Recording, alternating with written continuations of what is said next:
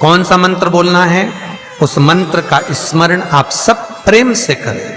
ओम, जितने टीवी के सामने बैठे सब बोलिए ओम जूम, जा में ऊ की मात्रा, अम की बिंदी, जूम, सहा, सा दोहा की बिंदी, सहा, ओम जूम सहा, ओम जूम सहा। इस मंत्र का जाप करते हुए जो दूध चढ़ा देता है उपटन लगाकर, उसकी बीमारी, उसका रोग समाप्त हो जाता है। बहुत ध्यान देना। उसी चढ़ाए हुए जल को, दूध को, उस उपटन के भाग को थोड़ा सा ले आइए। जिस बच्चे को निमोनिया की बीमारी है, जिसका बुखार नहीं उतर रहा हो, उसके मस्तक पर लेपन कर दीजिए, हृदय चित्त पर लगा दीजिए महाराज।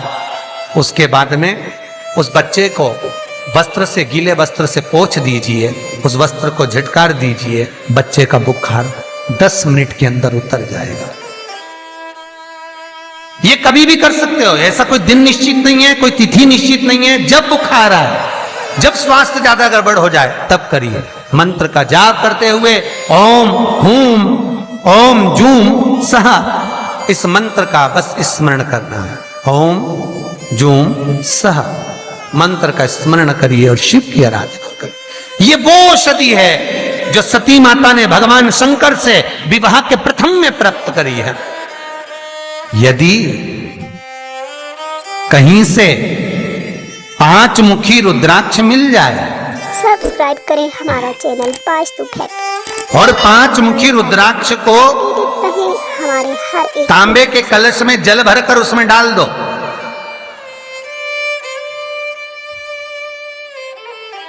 किसी चम्मच से उस रुद्राक्ष को निकाल लो आधे घंटे डालने के बाद। महाराज सब्सक्राइब करें हमारा चैनल, शमी का एक पत्ता, आइकन दबाएं ताकि आप अपडेटेड रहें शमी पत्र, हमारी हर एक वीडियो से। और शमी का एक पत्ता ले जाकर, शमी पत्र को ले जाकर शिवलिंग पर रखकर 5 मुखी रुद्राक्ष का जल अपनी कामना कर कर,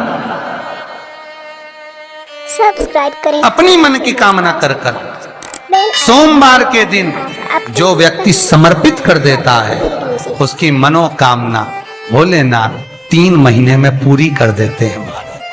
शमी पत्र समर्पित कर कर 5 मुखी रुद्राक्ष का जल,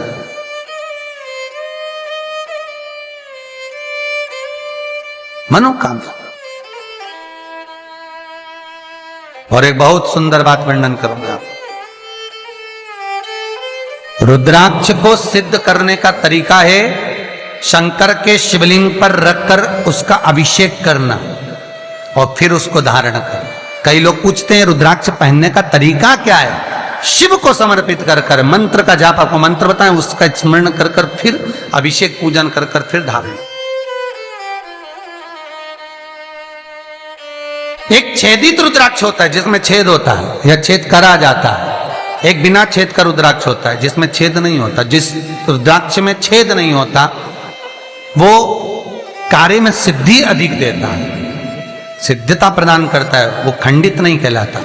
बड़ा रुद्राक्ष उसमें छेद करा जाता है तो वो खंडिता का भाव आ जाता है, पर जिस रुद्राक्ष में छेद नहीं होता वो पावर ज्यादा देता है, प्रबलता ज्यादा देता है, सुख ज्यादा देता है, आनंद ज्यादा देता है। भीष्म गीता में अर्जुन को भगवान भीष्म पितामह बाणों की सैया पर पड़े रहकर कहते हैं, अरे अर्जुन 4 तरह का भोजन बेकार होता है।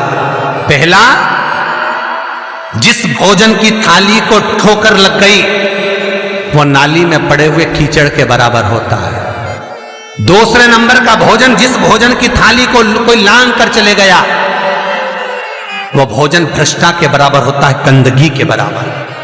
तीसरे नंबर का भोजन, जिस भोजन की थाली में बाल पड़ा हो, केश पड़ा हो, वो दरिद्रता देने वाला होता है। और चौथे नंबर का भोजन अर्जुन, अगर पति और पत्नी अगर एक ही थाली में भोजन कर रहे हैं तो वो मदिरा के तुल्य होता है। यदि पति और पत्नी एक ही थाली के अंदर बैठकर भोजन कर रहे हैं तो वो मदिरा के तुल्य है। भीष्म गीता कहती है, अर्जुन पति के जीवने के बाद अगर पत्नी उसी थाली में भोजन करती है तो चारों धाम के प्रसाद से बड़ा महाप्रसाद बन जाता है। और यदि पति और पत्नी का नियम है कि हम दोनों तो साथ ही भोजन करते हैं, तो हाथ जोड़कर निवेदन है, साथ भोजन करो, मना नहीं है, 2 थाली अलग अलग लगाओ, पर पति के साथ बैठकर एक थाली में खाना रोज प्रतिदिन मदिरा को निगलने के बराबर है। मदिरा को कई लोग कहते हैं एक ही थाली में भोजन करो तो प्रेम बढ़ता है, प्रेम बढ़ता है।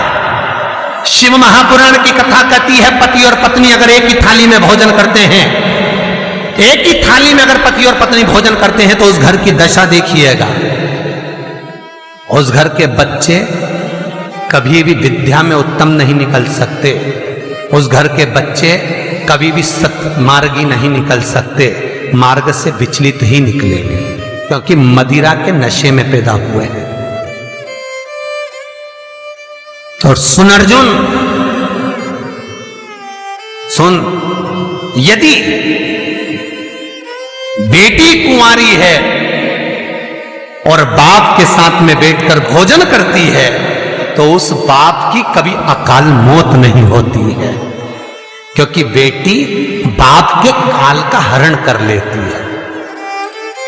बेटी कुंवारी है, बेटी की शादी हो जाए जब भले वो पिता के साथ भोजन ना करे क्योंकि गोत्र बदल गया, पर बेटी जब तक कुंवारी है बाप के साथ बैठकर भोजन करेगी तो बाप के काल को हरण कर लेती है। ये उसी तरह जैसे एक गाय ब्याह गई हो और एक गाय कुंवारी हो। महाराज, ब्याही हुई गाय का गोबर से लीपने से ज्यादा फलदायी होता है कुंवारी गाय का गोबर से लीपना, वो ज्यादा फलदायी है। बछिया के गोबर से लीपना, कुंवारी गाय के गोबर से जो ब्याही ना हो। कितना कितना शास्त्र प्रमाण देता है महाराज।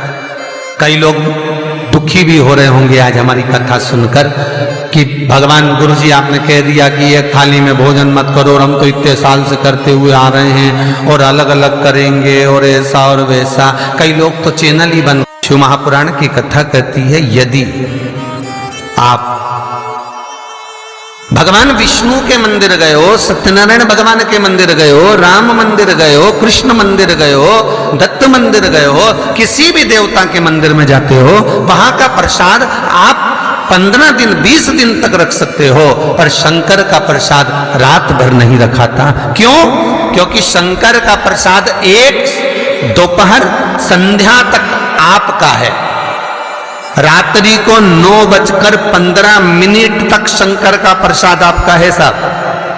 शंकर भगवान ने जब 12 की रचना करी थी, घड़ी की रचना भगवान शंकर ने करी, तिथि और समय की रचना भगवान शंकर ने करी। एक एक घड़ी, एक एक पल, एक एक तिथि, एक एक नक्षत्र, समय, पल, सबकी रचना शंकर करे।